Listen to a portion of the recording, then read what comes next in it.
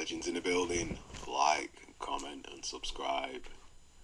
Now, today I'm going to talk about another boxing channel that I actually listen to and I'm subscribed to and I'm a member of. It's Sporting Icons.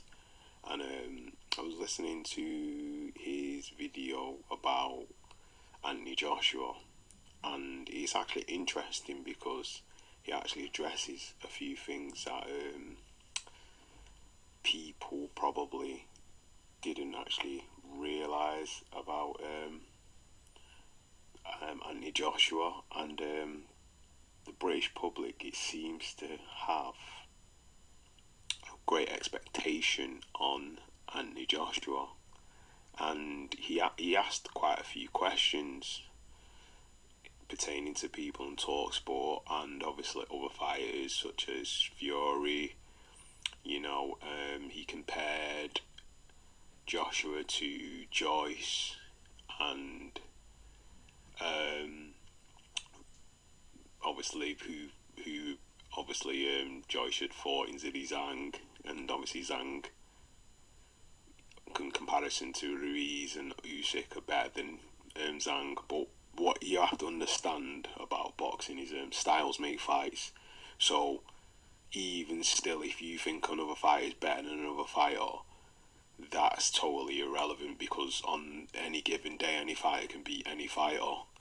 But going back to what he was saying about the British public and certain media platforms and why they expect so much from Anthony Joshua, I'm going to give a few reasons why I think the British public and boxing fans in general expect so much from Anthony Joshua, and I'm just going to list them in a way where I think they're pertinent to why he gets so much stick, and obviously the double standards, which is not really fair, but I don't know, I'm going to see if I can address it with these points. So I'll ask the question first: why do fans expect so much from AJ? Well, one, he's an Olympic gold medalist, and obviously he has a pretty good amateur career. And I think he won the amateur championship, and he's been in the final or semi-finals a few times since competing in that. Also, we got an MBA from the Queen. That's if you're a patriot and a royalist as well. So another thing that he did, he revived world heavyweight boxing, because obviously it had gone stagnant and it wasn't as exciting. It didn't have as many fans as it did prior. And he obviously as well revived especially British heavyweight boxing. So people wanted to watch boxing in a big way, as a major event, like a night out. You go out, have a few drinks, watch a fight, and then it's a great event, a spectacle. And the British, we love that, so it's a good thing. It's like the football. I think next to football, boxing is probably a big event, especially for a night out, even just for casual fans. So there's that. And let me think. Also, he introduces us to a British boxing rivalry we've not really seen since Ben and Eubank, with him versus White. It was a big build-up, and obviously because of who Joshua was at the time and the media surrounding him and the character and the way he was and the way he was presented, the rivalry with Dillian White at the time, the bad intentions, it set up a great story. And obviously we had that rivalry. Dillian played his part, Dillian the villain basically. So everything kind of fit into that perfect role with obviously Eubanks and Ben. Eubanks, the a bit, how can I put it, strange, kind of endearing British fighter that was proper prim, said everything right, did everything kind of right, even though he was kind of extrovert in his behaviour and the way he was. And then we had Ben that was hardcore, rough spoken, so it was sort of like Ben was the villain and Eubanks was the goody two shoes. But again, it's the media that place certain emphasis on certain roles to sell certain things, which actually works. So we had that.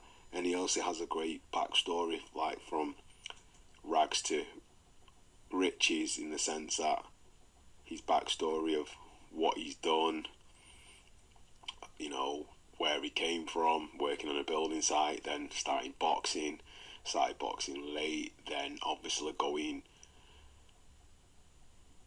and doing it full time, and then Team GB, and then obviously going into all those competitions, progressing, then getting sponsors, then basically winning an Olympic gold medal and then turning professional. So there's that, and I suppose the aspect of him being a media darling like Frank Bruno was, and a great role model. You know, he said all the right things, he had all the right behaviour, he acted in the right way, and obviously was a great ambassador for boxing. And I think they trained him in a way where he was presentable to the media in a way where we've not really seen that since, I don't know, Frank Bruno in a sense, because just clean cut, well spoken, proper, you know. And then another thing, he gained his first heavyweight title in 16 fights, and this was after, I think, all the fights before that being knockouts. Then he unified in 21 fights, all belts except the WBC, which obviously Wilder had and held hostage in America and didn't want to relinquish it or fight Joshua, as we all know. He also had a 93.5% knockout ratio before he lost to Ruiz in his 23rd fight, which is actually pretty impressive, considering Ruiz stepped in as like a late replacement, I think on 6 weeks' notice, because Miller, Gerald Baby McMiller, Big Baby Miller, failed his PED test. So, you know, he beat 5 ex-world champions, and including a unified champion as well. So you have to give him his dues there.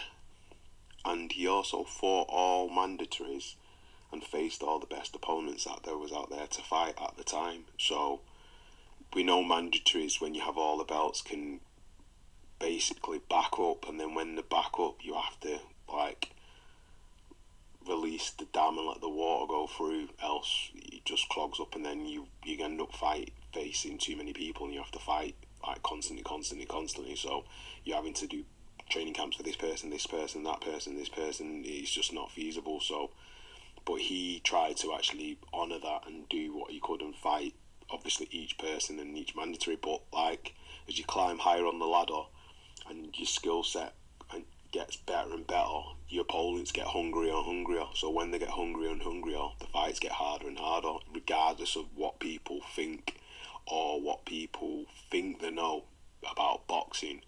It's a thing where at some point, if you keep fighting long enough, you're going to get tested. And the whole point of boxing is to find somebody that's on your level or somebody that's better than you, to see if you can test yourself, to see if you are the best. But if you can never find that person, eventually you have to quit and retire. But some fighters just love fighting for the sake of fighting. That's why eventually they do get beat. Because look at Muhammad Ali, we call him the GOAT, the greatest of all time. He's been beaten, but he fought everyone who you could actually face at the time. And remember, Muhammad Ali had 2 careers, so the version what we saw when he was young and unpolished, like compared to the version after he come back out from the wilderness, is 2 different fighters. So experience and age can help you, but eventually time slows down everyone. So when it slows you down, you're not going to be as sharp or as quick. And obviously when you're fighting just for money and you're just fighting to like basically maintain a lifestyle and look after your kids, it becomes a job, sort of like journeymen that fight on every week and they have a job, and then, you know, there's a say to the promoter, you know, he's gonna beat me, but like, don't tell him not to knock me out, just punch me up until, you know, I have to quit, and then I'll quit, and then, you know, I can fight again next week or next 2-3 weeks, because obviously they do that as a job to make money. But when you're like at the highest echelon and you're like a world champion, it's not really feasible, because there's always going to be somebody that's young and hungry that's going to come and put you through the mill and make you have to reassess your choices of whether it's time to quit gracefully. Because everyone has to retire at some point. It's like Rocky 3 when Mickey didn't want him to fight Clubber Lang. You could see it a mile away. He wasn't ready for that, you know. So, and then he also fought the Olympic gold medalist, World Super Series winner, and undisputed cruiserweight champion, and arguably one of the best boxers out here. Unified, undefeated, 8 times world title holder, Alexander Usyk, and he fought him twice. So that's a lot of things that get basically missed out in the sense of why we hold him to such a high standard, and the fact that he's done that is arguably, you know, impressive.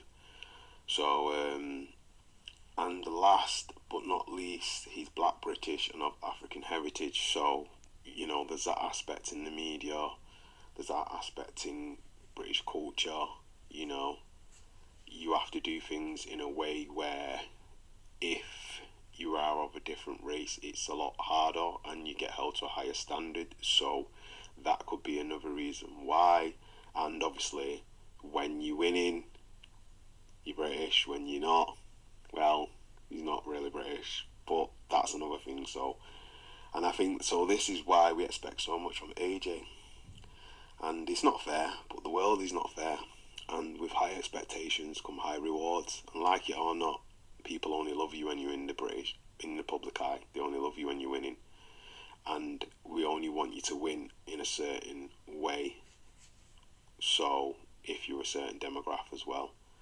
So that's probably some of the reasons why boxing fans, and probably especially the British public, expect so much from Anthony Joshua. The video, like, comment and subscribe, and if you agree with me, leave your comments in the comment section. If you disagree, leave your comments in the comment section. And that's another one from Knockout Legends. Peace.